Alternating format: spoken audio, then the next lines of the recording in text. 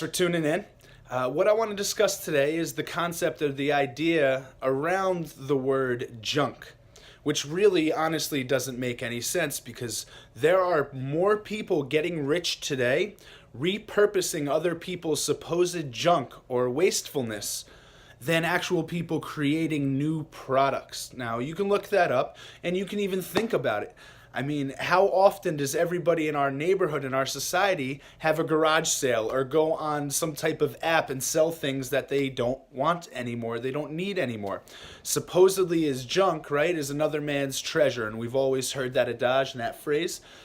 Now, what I'd like to discuss specifically today is very aligned to the other discussions I have, but it's something that seems a little bit ridiculous to me when you're studying science and you're studying genetics, that the science community and scientists themselves who claim to follow a process of understanding neglect that process when it comes to our DNA structure and our genetic composition.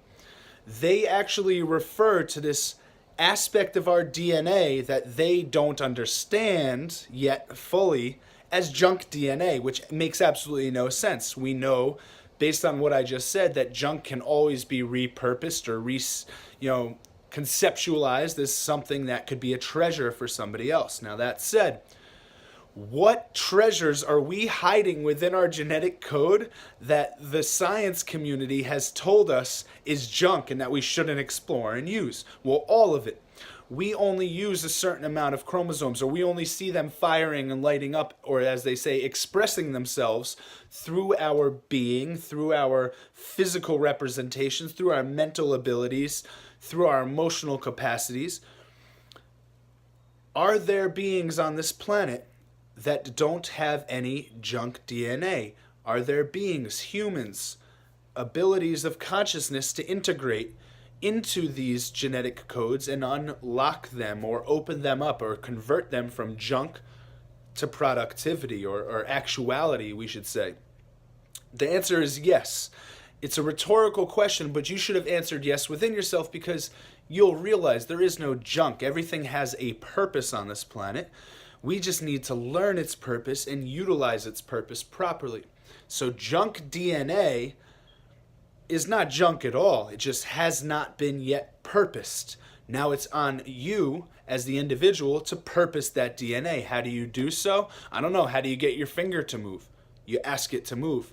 If it doesn't move at first, you're a newborn baby or you were in an accident and you lost, some neurological ability as a result. Well, there is a process to regain that ability, and it's going to be transmitting a neurological electrical signal to the area in the peripheral nervous system that is going to allow that finger to raise. And at first it may not happen, but if you will it dozens, hundreds, thousands of times, sooner or later it's gonna start to happen. Now what's really cool is this junk DNA wasn't damaged. We weren't in some traumatic accident, or we weren't just born yesterday where we don't know how to use these faculties yet. Most of our genetic code is expressing itself, some naturally, some due to training and skill set and conditioning. What my challenge is to you, my followers, my community, those who are willing to share this with others in their life, is to now consciously think of activating your genetic code. Oh, how do I do that? The easiest way to do it is, imagine you could see your double helix going all the way up, and I can't do it, I'm not a raver with the hands, but you get the idea, right? Those double helixes are going up. Imagine them like two ladders intertwined, and every level of the ladder on the left, right, and that bar in the middle are unlit Christmas lights or holiday lights or any type of lights, light bulbs, LED lights. In order to get power to those lights, you have to connect a circuit, right? And if we're talking electrical science and electrical engineering, our bodies work the same way. Our genetics work the same way. Our DNA strands work the same way. This double helix can be activated. How? Well, there are active genes, right? There is non-junk DNA, as science likes to refer to it as. These are actively expressing genetic codes that allow us to manifest the reality that we are perceiving right now.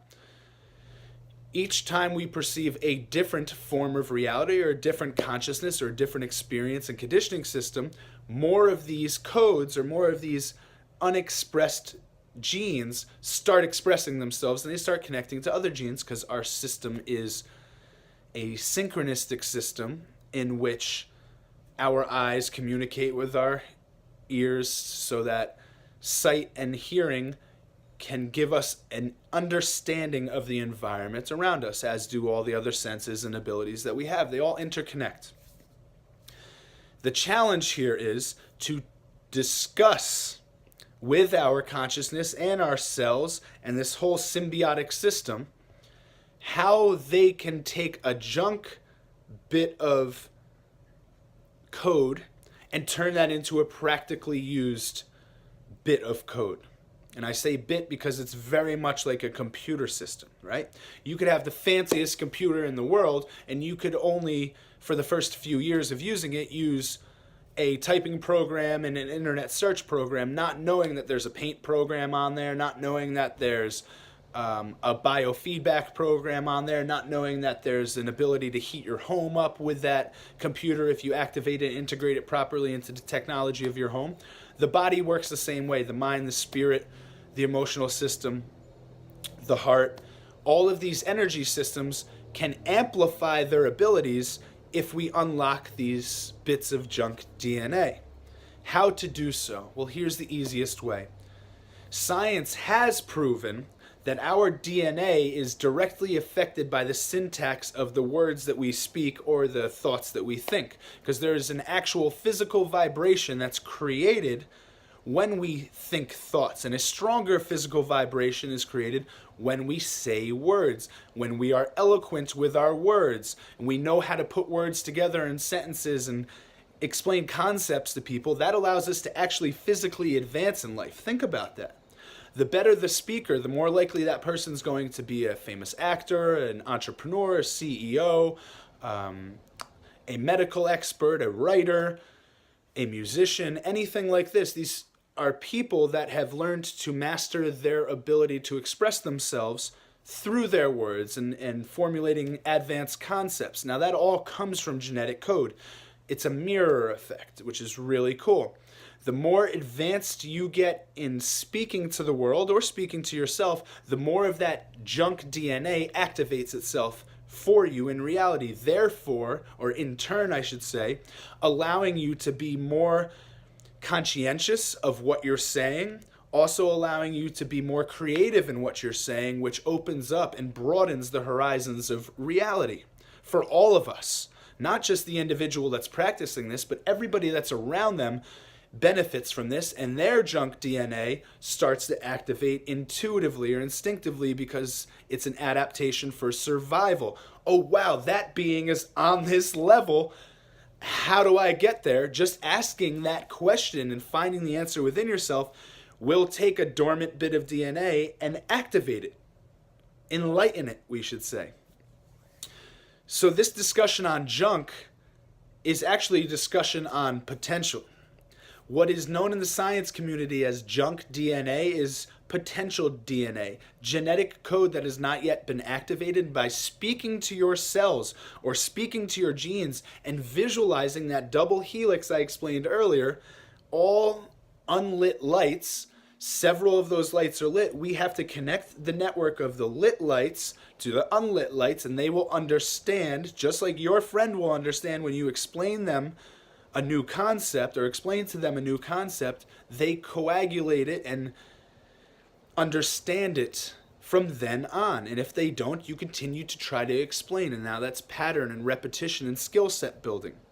If we wish as a species to activate our highest potential, we need to stop discussing things within ourselves as junk and inactive, and we need to learn the next step, which is converting that junk into a new purpose, repurposing it, just like we do junk in our basement and junk in our attic, or junk that we find at a garage sale that we're like, I didn't really need that, let me repurpose it, and we turn it into income, or we turn it into something that can benefit a family member, a neighbor, so on and so forth. That's the same way this so-called junk DNA works. When we learn to activate it, and we learn to allow it to embrace its own potential on the micro level or the quantum level, then guess what we get?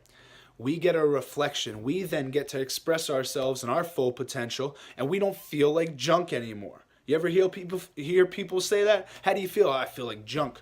Convert that. Repurpose that. That junk is just potential. Turn that into kinetic, right? And what kinetic means is potential energy is resonating, waiting to be utilized.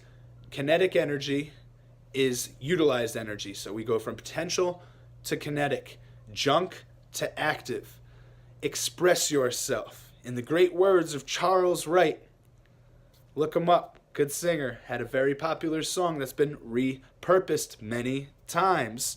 Express yourself. Speak to your genes. Say, hey, which of my genes, which of my DNA, which aspects of my DNA are not currently expressing themselves? It's our body, it's our consciousness, it's our form. We have the right and the ability to ask it to express itself. Literally ask it. Use your words. Science has proven that syntax. Look up syntax. This isn't a video on that, but there is factual science discovered in this in terms of DNA reprogramming or activating dormant DNA. There is no such thing as junk. You are not junk. Your DNA is not junk. It's all pure divine potential. Now you have the tools and the gifts and the consciousness to apply this to yourself and see the beauty and the miracles that arrive as a result of that unexpressed DNA or genetic code now expressing itself, because it doesn't think it's junk anymore. It thinks it's pure potential because you've given it that gift. Thank you.